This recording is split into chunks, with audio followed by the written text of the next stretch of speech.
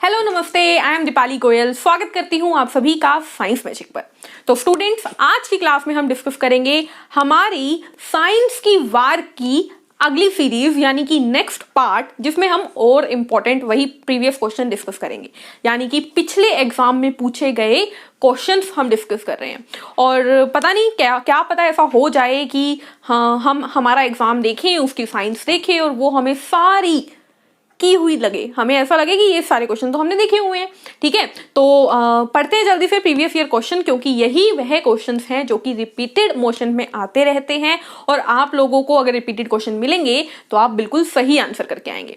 चलिए, तो 100 क्वेश्चन हमने कंप्लीट कर लिए थे। आगे के क्वेश्चन आज की क्लास में करेंगे। क्वेश्चन नंबर 101 आपके सामने है। When water enter in guard cell then stomata, जब पानी रक्षक कोशिकाओं में दाखिल होता है तब रंध्र, यानी कि मतलब क्या है स्टूडेंट्स, देखो आप सभी जानते हो कि पौधे क्या करते हैं, पौधे प्रकाश संश्लेषण करते हैं। ठीक है, उसके अलावा पौधों में से पानी बाहर भी निकलता है in the form of water vapours. जानते हैं ये बात, जिसे हम ट्रांसपीरेशन कहते हैं। आप ये भी जानते हो कि अगर बाहर से पौधे कार्बन डाइऑक्साइड लेते हैं तो ऑक्सीजन बाहर भी देते हैं, है ना। अब आपको याद क्या रखना है, जैसे अगर आपसे मैं पूछ लूं कि मानव शरीर में गैसों का आदान प्रदान, एक्सचेंज ऑफ गैस कहां पर होता है, आप बोलोगे फेफड़ों की इकाई में, जो कि है एल्वियोलाई, जो कि है वायु कुपिकाएं। उसी तरीके से स्टूडेंट्स, अब आपको नई चीज याद रखनी है कि अगर आपसे पूछ लिया जाए पौधों में गैसों का आदान प्रदान कहां होता है, तो आप बोलोगे स्टोमेटा में, रंध्र में। अब इस बात का मतलब समझो स्टूडेंट्स, जो पौधों में क्या पत्तियां होती है ना, इन पत्तियों की ऊपरी सतह पे, यानी कि मान लो ये एक पत्ता है, तो ये ऊपर वाला पत्ता, ऊपर वाला सरफेस हो गया, ये नीचे वाला सतह हो गया, सतह सरफेस हो गया। तो ऊपर वाले सरफेस पर, ये मैंने ऊपर वाला बनाया, तो इसके ऊपर कुछ इस तरीके के ना स्ट्रक्चर होते हैं, राजमा जैसे आकार के, बहुत सारे छोटे छोटे। इन स्ट्रक्चर को, इस स्ट्रक्चर को मैं अब एक बना के दिखा रही हूं, कुछ इस तरीके के।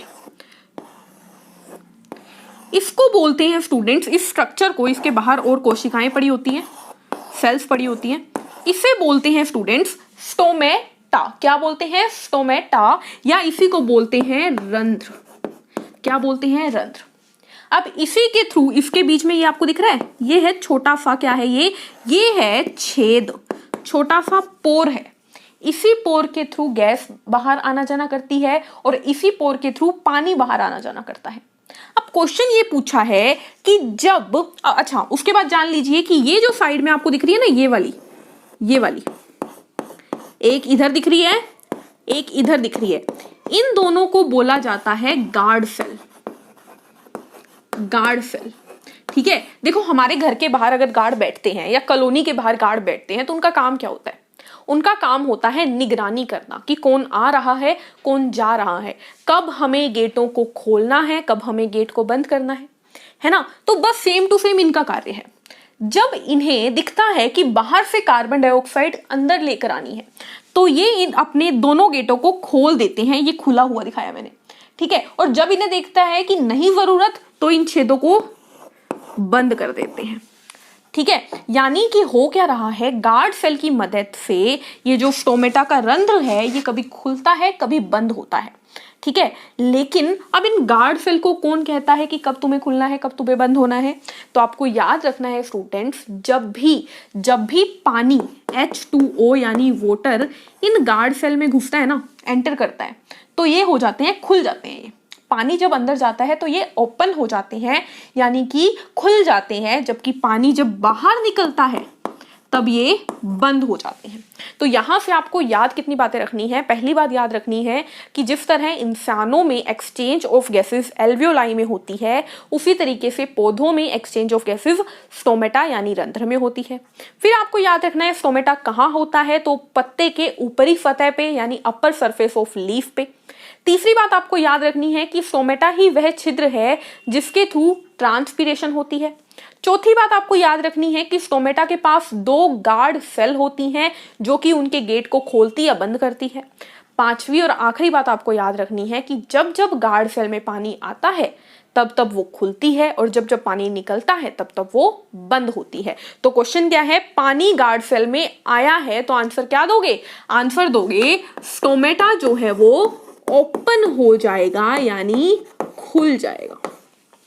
क्लियर है, क्लियर है ये बात। नेक्स्ट क्वेश्चन देखते हैं, question number 102। Enzyme pepsin is inactive in stomach without the presence of. Enzyme pepsin पेट में किसके बिना निष्क्रिय रहता है। तो आप सभी जानते हैं कि पेप्सिन क्या है, पेप्सिन हमारे पेट में मौजूद स्टमक का एक एंजाइम होता है जो कि प्रोटीन का पाचन करता है। लेकिन मैंने आपको बताया था कि जैसे हम सुबह सो रहे होते हैं, ठीक है, और मम्मी आके हमें जगाती है कि उठ तुझे काम पे जाना है, उसी तरीके से पेप्सिन भी सो रहा होता है। लेकिन इसको आके इसकी ऊपर का कौन है, HCl हाइड्रोक्लोरिक एसिड है वो, जो कि इसको जगाता है, उठ प्रोटीन आ गया है, पाचन शुरू कर। तो पेप्सिन को जगाने वाला कौन है, पेप्सिन को जगाने वाला है हमारा हाइड्रोक्लोरिक एसिड यानी कि HCl। अब ये बात मैं आपको लिख लिख के नहीं समझा रही, क्योंकि ये बात मैंने रिपीटेड मोशन पे बहुत बार बताई है, ठीक है। HCl जिसे हाइड्रोक्लोरिक अम्ल बोला जाता है और जिसका दूसरा नाम है म्यूरिएटिक अम्ल। क्लियर है, म्यूरिएटिक एसिड। नेक्स्ट क्वेश्चन, अच्छा HCl का यूज एक्वा रीजिया में होता है, एक्वा रीजिया में होता है, जो कि अकेला ऐसा, अब एक्वा रीजिया क्या है, एक्वा रीजिया एक ऐसी अकेली चीज है जिसके अंदर सोना प्लेटिनम तक घुल जाता है, ठीक है, प्लेटिनम भी उसमें डालो ना तो वहां पर वो डिवोल्व हो जाता है। क्लियर है, एक्वा रीजिया। नेक्स्ट क्वेश्चन पे चलते हैं, क्वेश्चन नंबर 103 क्या है, देखिए क्वेश्चन है हमारे पास, which part of eye control the size of pupil. नेत्र का कौन सा हिस्सा पुतली का आकार नियंत्रित करता है। देखो आपने कभी नोटिस नहीं किया होगा, लेकिन टीवी में एड में देखा होगा, छोड़ो टीवी की एड, नोटिस करना कभी ध्यान से। आपको क्या करना है, या फिर ऐसा करो, इमेज भी मैं लगा दूंगी यहाँ पर, ठीक है, इमेज मैं लगा दूंगी, बट नोटिस करना, जब हम ना धूप में जाते हैं तो हमारी आंखों के अंदर का जो छोटा काला गोला है ना, प्यूपिल, वो छोटा हो जाता है। जब हम अंधेरे में आते हैं तो वो बड़ा हो जाता है, ठीक है। प्यूपिल का साइज छोटा और बड़ा होना कौन निर्धारित करता है, तो आपको याद रखना है, प्यूपिल का साइज छोटा और बड़ा होना को निर्धारित करता है आइरिस, ठीक है। अब आपको मैं बताती हूँ कि प्यूपिल छोटा या बड़ा क्यों होता है। तो देखो, जब हम बहुत तेज रोशनी में आए तो प्यूपिल छोटा हो जाता है। क्यों, क्योंकि अगर प्यूपिल बड़ा हुआ तो बहुत ज्यादा रोशनी अंदर चली जाएगी और आंख खराब हो सकती है, इसीलिए वो छोटा हो जाता है ताकि थोड़ी थोड़ी रोशनी अंदर जाए। लेकिन जब हम अंधेरे में हैं तो रोशनी बहुत कम है, तो प्यूपिल बड़ा हो जाता है ताकि ज्यादा से ज्यादा रोशनी अंदर जाए और हमें कुछ दिखाई दे, ठीक है। इसीलिए आपने एक और चीज नोटिस करी होगी, प्यूपिल को छोटा बड़ा होने में भी थोड़ा सा टाइम लगता है। इसीलिए आप एकदम से जब अंधेरे से धूप में जाते हो, आप आंखें बंद करने की कोशिश करते हो। क्यों, क्योंकि प्यूपिल एकदम से कहता है कि यार मैं एकदम से छोटा नहीं हो सकता, मुझे थोड़ा टाइम चाहिए। इसीलिए आप अपनी आंखों को बंद कर लो ताकि आपकी आंखें नुकसान में ना हो, ठीक है। उसी तरीके से रात को जैसे ही लाइट बंद होती है आपको कुछ नहीं नजर आता, एकदम अंधेरा अंधेरा, लेकिन लगभग 1 मिनट के अंदर अंदर आपको सब नजर आने लग जाता है। मतलब सबका मतलब ये नहीं कि क्लियरली एकदम, लेकिन आपको आइडिया लग जाता है कि यहाँ पे कुछ पड़ा है, यहाँ पे कुछ नहीं पड़ा। तो ये क्यों, क्योंकि उस 1 मिनट में प्यूपिल बड़ा हो जाता है। अब लाइट वो इकट्ठी कर लेता है जिस वजह से आपको कुछ भी दिखने लगता है। क्लियर है, नेक्स्ट क्वेश्चन पे चलते हैं। नेक्स्ट क्वेश्चन है हमारे पास, what is the name of transparent thin film in eye from which light passes out. आंख में मौजूद उस ट्रांसपेरेंट झिल्ली का क्या नाम है जिससे कि प्रकाश आता जाता है। तो ये जो हमारी आंख है, इसके ऊपर एक ट्रांसपेरेंट झिल्ली होती है, ठीक है, मतलब एक बिना कलर की झिल्ली है जिसका कोई कलर नहीं है, ठीक है। जैसे प्लास्टिक होता है, पानी होता है ट्रांसपेरेंट, वैसे ही उस झिल्ली को क्या कहते हैं, तो आपको याद रखना है, उस झिल्ली को कहते हैं कॉर्निया, ठीक है। क्या कहते हैं, उस झिल्ली को कहते हैं कॉर्निया, ठीक है। जिसको आई की थोड़ी ज्यादा डिटेल चाहिए तो वो अलग से आपको दे दूंगी, लेकिन फिलहाल आपका एग्जाम आ रहा है, तो हमारे पास इतना टाइम नहीं है कि मैं आपको बहुत डिटेल में बताऊं, लेकिन आप लोग इतना याद रख सकते हैं, ठीक है। अगले क्वेश्चन पे चलते हैं। अगला क्वेश्चन है हमारे पास, safe amount of current for human body is. मानव शरीर के लिए सुरक्षित विद्युत धारा कितनी है, यानी कि कितना करंट ऐसा होता है जो कि अगर मानव को लग भी जाए तो वो उसको नुकसान नहीं होगा, ठीक है। तो आपको याद रखना है, ह्यूमन बॉडी के लिए 9 मिली एम्पियर सेफ करंट माना जाता है। क्या माना जाता है, सुरक्षित विद्युत धारा मानी जाती है। क्लियर है, next question 106, cup like structure of nephron is known as. वृक्काणु की कप के आकार की संरचना को क्या कहते हैं। तो जल्दी से देख लो, वृक्काणु क्या है, ये होता है हमारा वृक्काणु, कुछ इस तरीके से,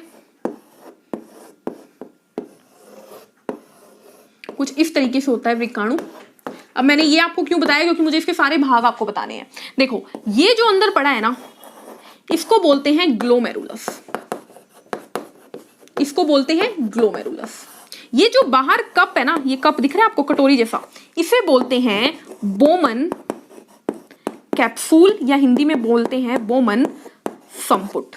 ठीक है, ये जो ट्यूब दिख रही है ना, ये वाली, सिर्फ ये वाली, ये होती है पीसीटी, यानी प्रॉक्सिमल कन्वोल्यूटेड ट्यूब्यूल। प्रॉक्सिमल मतलब पास वाली, पी यानी प्रॉक्सिमल, पी यानी पास।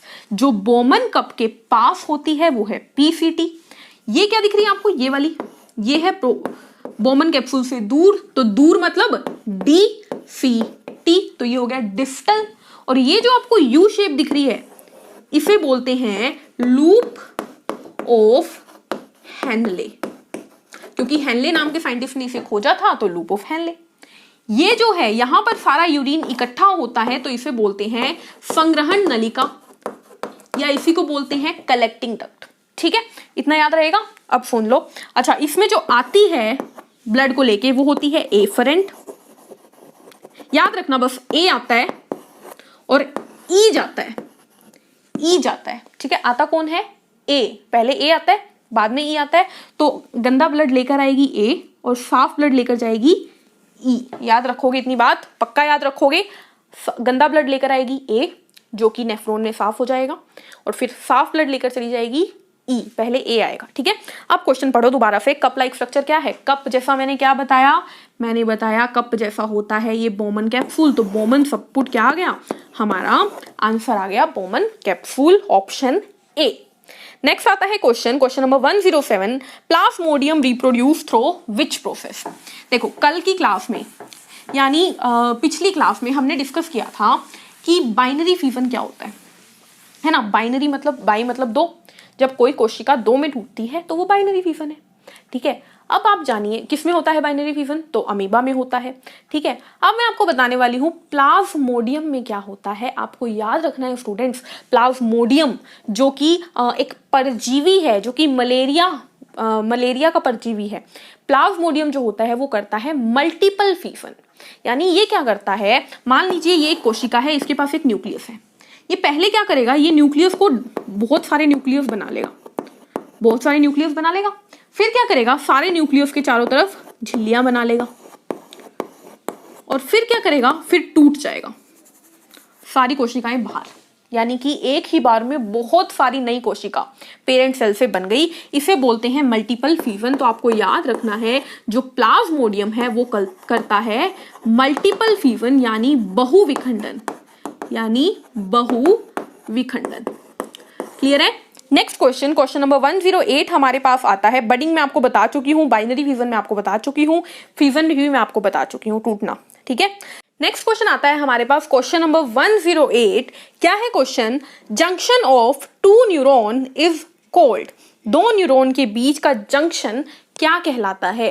तो दो न्यूरॉन, देखो न्यूरॉन क्या है, तंत्रिका कोशिका की हमारी आधारभूत इकाई है, यानी कि फंडामेंटल और स्ट्रक्चरल यूनिट है। ठीक है, तो ये एक न्यूरॉन है कुछ इस तरीके से, और ये है हमारा दूसरा न्यूरॉन कुछ इस तरीके से। तो इन दोनों के बीच में ये जो जगह है, इस जगह को बोलते हैं स्टूडेंट्स साइनेप्स। ऐसी जगह जहां पर दो न्यूरॉन मिलते हैं उसे बोलते हैं साइनेप्स। नेक्स्ट क्वेश्चन आता है question number 109। Which of the following forms nervous tissue. निम्न में से कौन तंत्रिका ऊतक बनाता है। तो आप सभी जानते हो तंत्रिका ऊतक बनाने वाली कोशिका को क्या कहते हैं, तंत्रिका कोशिका, यानी कि नर्व सेल, जिसे न्यूरॉन बोला जाता है। तो न्यूरॉन क्या है, न्यूरॉन है वह कोशिका जो कि तंत्रिका ऊतक बनाती है। ठीक है, इसके अलावा ऑप्शन में आपको दिख रहा है नेफ्रॉन, ये उत्सर्जन तंत्र की इकाई है, यानी यूनिट ऑफ एक्सक्रीटरी सिस्टम। ठीक है, यूरिनरी सिस्टम। नेक्स्ट आती है एल्वियोलाई, यानी वायु कूपिका, तो ये हमारे रेस्पिरेटरी सिस्टम यानी श्वसन तंत्र की यूनिट है। नेक्स्ट आती है रेड ब्लड सेल, ये हमारे ब्लड को यानी रक्त को बनाती है। नेक्स्ट क्वेश्चन है क्वेश्चन नंबर 110 यानी कि 110वां question. How many pair of chromosomes are present in human body. मानव शरीर में क्रोमोसोम के कितने जोड़े होते हैं। तो बहुत अच्छे से क्लियर करवा देती हूं कि जब भी पूछा जाए मानव शरीर में कुल कितने जोड़े हैं, तो जोड़े बोलोगे 23। लेकिन अगर पूछ लिया जाए कुल क्रोमोसोम कितने हैं, तो आप बोलोगे 46, क्योंकि 2 क्रोमोसोम मिलके एक जोड़ा बनाते हैं। तो जोड़े हैं 23 और क्रोमोसोम है 46। इन 23 में से अगर आगे डिटेल पूछें तो देखो 22 जोड़े होते हैं ऑटोसोम यानी कि अलिंग गुणसूत्र, और एक जोड़ा होता है एलोसोम यानी कि लिंग गुणसूत्र। इन 46 में से अगर पूछूं तो 44 होते हैं ऑटोसोम यानी अलिंग गुणसूत्र, और 2 होते हैं एलोसोम यानी सेक्स क्रोमोसोम लिंग गुणसूत्र। क्लियर है? नेक्स्ट क्वेश्चन पे चलते हैं। Question number 111, food transportation in plant take place with the help of which tissue. तो आप जानते हैं कि प्लांट के जब हमने टिश्यू किए हैं, तो हमने बात की है जाइलम की, हमने बात की है फ्लोएम की, हमने बात की है पैरेन्काइमा की, हमने बात की है कोलेनकाइमा की, और हमने बात की है स्क्लेरेनकाइमा की। पांचों की बात मैं दोबारा कर रही हूं। जाइलम पानी की और खनिज की मूवमेंट देखता है, फ्लोएम खाने की मूवमेंट देखता है, तो आंसर क्या आ गया? फ्लोएम। देखो पौधों में जो लीफ होती है वहां पर होती है फोटोसिंथेसिस, पत्तों में होती है प्रकाश संश्लेषण, जिससे कि खाना बनता है। अब खाना पूरे पौधे में देता कौन है? ये फ्लोएम देता है।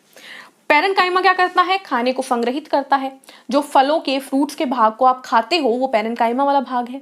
कोलेनकाइमा उन्हें फ्लेक्सिबिलिटी यानी लचीलापन देता है, यानी कि आपके यूं कर देने से स्टेम को वो टूटती नहीं है, थोड़ी सी मुड़ जाती है। उस लचीलेपन को कौन देता है? कोलेनकाइमा। हवा के तेज झोंकों में भी काफी बार पत्ते टूटते नहीं हैं। क्यों? क्योंकि उसमें कोलेनकाइमा उन्हें फ्लेक्सिबिलिटी यानी लचीलापन देती है। और अगर मैं बोलूं नारियल के बाहर की परत बहुत सख्त होती है, अखरोट के बाहर की परत बहुत सख्त होती है, अमरूद के जो बीज हैं ये सब क्या है? स्क्लेरेनकाइमा, जो कि किसी भी पौधे को स्ट्रेंथ देते हैं यानी कि ताकत देते हैं। क्लियर?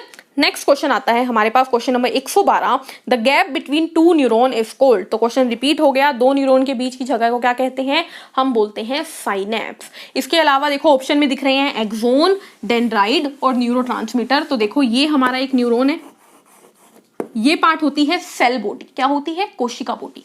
इसमें से निकलता है एक बड़ा सारा धागा, इसे बोलते हैं एक्सोन। क्या बोलते हैं? एक्सोन। ठीक है, इसमें से निकलती हैं छोटी छोटी ब्रांचेस, इन्हें बोलते हैं डेंड्राइट। एक्सोन के बाहर होती हैं कुछ ब्रांचेस, इन्हें बोलते हैं एक्सोन की शाखाएं। एक्सोन के ऊपर खास एक कवरिंग होती है, इस कवरिंग को बोलते हैं माइलिन शीथ। ठीक है, तो आपको मैंने बता दिया कि एक्सोन क्या है, डेंड्राइट क्या है, सेल बॉडी क्या है। अगली चीज दिख रही है न्यूरोट्रांसमीटर। तो न्यूरोट्रांसमीटर वह पदार्थ होते हैं जिसके द्वारा सिग्नल पास होते हैं। क्लियर? नेक्स्ट क्वेश्चन आता है question number 113, what is bread mould. Bread mould क्या है?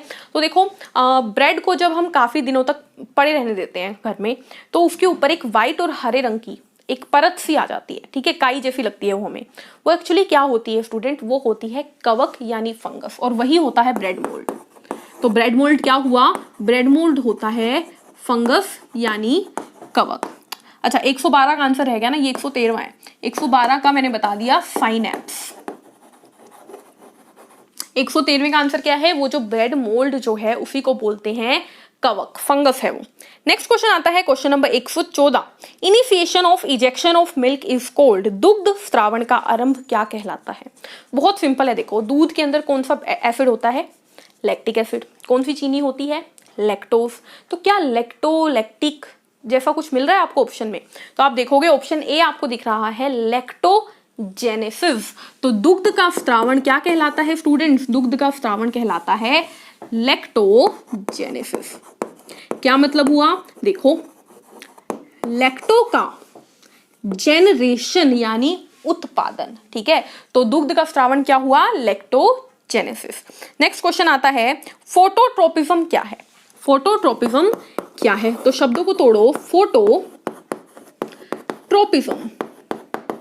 देखो फोटो का मतलब होता है प्रकाश, और ट्रोपिज्म का मतलब होता है की तरफ, यानी जब कोई चीज प्रकाश की तरफ मूवमेंट दिखाए तो उसे बोलते हैं फोटोट्रोपिज्म। क्लियर है?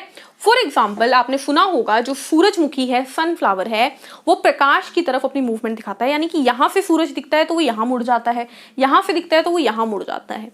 यानी कि जो सनफ्लावर का पौधा है ना, ये जहां पर लाइट होती है वहीं पर मुंह कर लेता है। तो इस फिनोमिना को क्या कहते हैं? फोटोट्रोपिज्म। इसके अलावा एक होता है हाइड्रोट्रोपिज्म, ये होता है पानी की तरफ मूवमेंट। एक होता है कीमोट्रोपिज्म, ये होता है किसी रसायन, किसी केमिकल की तरफ मूवमेंट। नेक्स्ट क्वेश्चन पे चलते हैं। The liquid part of the blood is known as, रक्त के अंदर जो लिक्विड पार्ट होता है उसे क्या कहते हैं? तो रक्त के अंदर लिक्विड पार्ट भी होता है, तरल भाग भी होता है, ठोस भाग भी होता है, सॉलिड पार्ट भी होता है।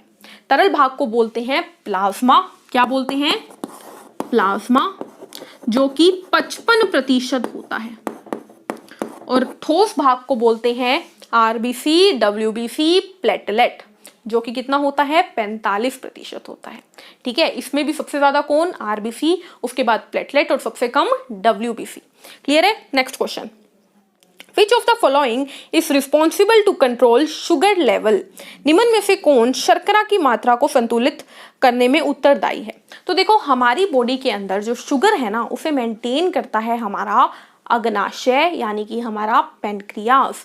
क्योंकि हमने जब ग्लैंड किया था तो उसमें हमने क्लियर किया था कि अग्नाशय में से निकलता है इंसुलिन और ग्लूकागन, जो कि शुगर कम होने पर उसे बढ़ा देता है और बढ़ने पर उसे कम कर देता है। इसीलिए जब किसी पेशेंट के शुगर होती है तो उसे इंसुलिन के टीके लगाए जाते हैं ताकि बढ़ी हुई शुगर को इंसुलिन कम कर दे। ठीक है, तो किसी भी चीज का ज्यादा भी गलत होता है और कम भी गलत होता है, इसीलिए बैलेंस रखने का काम कौन करता है? पेनक्रियाज, यानी कि अग्नाशय, जो कि एक मिश्रित ग्रंथि कहलाती है। नेक्स्ट क्वेश्चन है हमारे पास, इसके अलावा ऑप्शन में आपको स्टमक दिख रहा है, स्टमक का तो काम सिर्फ पाचन का है। आपको इंटेस्टाइन दिख रहा है, आंत दिख रहा है, वो भी पाचन में मदद करती है। एड्रीनल ग्रंथि में से आपातकालीन हार्मोन निकलता है जिसे एड्रीनलिन कहते हैं। ठीक है, एड्रीनल ग्रंथि कहाँ होती है? तो एड्रीनल ग्रंथि होती है दोनों गुर्दों के ऊपर।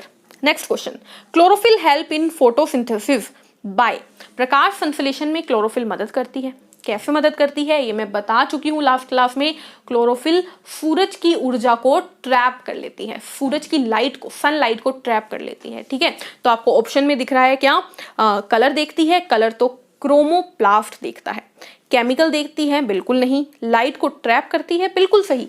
तो आंसर चला गया 118 का हमारे पास सी, यानी कि ये सनलाइट को ट्रैप करती है। नेक्स्ट क्वेश्चन आता है question number 119, movement of style towards egg is example of. क्या होता है देखो, एक्चुअल में ये क्वेश्चन थोड़ा सा गलत लिखा हुआ है। Movement of style towards egg नहीं आएगा, movement of pollen grains towards egg किसका एग्जांपल होता है? तो देखो, ये होता है फीमेल का पार्ट पौधों में। ठीक है, इसमें यहाँ पे होती है ओवरी, ओव्यूल, और इसमें होता है एग। ठीक है, ये होता है मेल का पार्ट, इसमें होता है पोलन ग्रेन। ये पोलन ग्रेन ना किसी भी जरिए के द्वारा यहाँ पर गिर जाता है। ठीक है, इसे बोलते हैं पोलिनेशन होना, पोलिनेशन होना। ठीक है, इसके बारे में मैं आपको बता चुकी हूँ। अब ये पोलन ग्रेन धीरे धीरे धीरे धीरे धीरे धीरे इस एग तक पहुंचता है। ये पोलन ग्रेन इस एग तक जो पहुंचता है, ये क्यों पहुंचता है? ये हमारा क्वेश्चन है। तो आपको याद रखना है स्टूडेंट्स, ये जो एग है ना, यहाँ पर एक केमिकल सीक्रेट किया जाता है। उस केमिकल की तरफ ये पोलन ग्रेन आकर्षित होता है और जाता है। और केमिकल की तरफ जब आकर्षित होने की वजह से जब मूवमेंट होती है, ठीक है, तो उसे क्या बोलते हैं? केमिकल यानी रसायन की वजह से होने वाली होती है कीमोट्रोपिज्म। क्या होती है? कीमोट्रोपिज्म। ठीक है, अभी 2 मिनट पहले बताया था कि पानी की तरफ हाइड्रो, लाइट की तरफ फोटो, टच की तरफ टच ट्रोपिज्म, ठीक है, और केमिकल्स की तरफ कीमोट्रोपिज्म। ठीक है, रसायनुवर्तन। ठीक है, नेक्स्ट क्वेश्चन, लास्ट क्वेश्चन है हमारा, the ratio for second generation in di hybrid cross. तो यहाँ पर आपको याद रखना है, पहले तो इसका आंसर है हमारे पास, ये है 119, 120 का आंसर है हमारे पास 9:3:3:1। देखो, मेंडल ने जेनेटिक्स में बहुत काम किया, आप जानते हो, ठीक है, पी प्लांट के ऊपर काम किए थे। तो उन्होंने ना कुछ टेस्ट किए। टेस्ट से उन्होंने क्या किया, एक पौधा लिया, उसको दूसरे पौधों के साथ क्रॉस करवाया और रिजल्ट निकाला। फिर वो जो रिजल्ट निकला था उनको आपस में क्रॉस करवाया और फिर रिजल्ट निकाला, ठीक है। तो पहली जनरेशन को बोलते हैं फर्स्ट जनरेशन F1 और दूसरी को बोलते हैं F2। कुछ समझ में आया? नहीं आया? सीधे सीधे याद रखो कि जब भी क्रॉस करवाया जाता है तो पहली जनरेशन बनती है 3:1 में, ठीक है, और जब जब क्रॉस करवाया जाता है तो दूसरी रेशो बनती है 9:3:3:1। बस इतनी बात याद रख लो। क्यों, कैसे, ये सब जब टॉपिक करेंगे ना तब बताऊंगी, बट फिलहाल याद रख लो पहली जनरेशन हमेशा 3:1 और दूसरी हमेशा 9:3:3:1। अगर ऑप्शन में पहली जनरेशन के लिए 3:1 मिले ही ना तो टिक करना 1:2:1। क्लियर है? तो इसी के साथ आज की क्लास हम यहीं पे खत्म करेंगे। PDF आपको मिल जाएगा टेलीग्राम चैनल पर और नए क्वेश्चंस के लिए मिलेंगे हमारी नेक्स्ट वीडियो में। तब तक के लिए चैनल को लाइक करिए, शेयर करिए, सब्सक्राइब करिए। Take care, thank you, bye bye.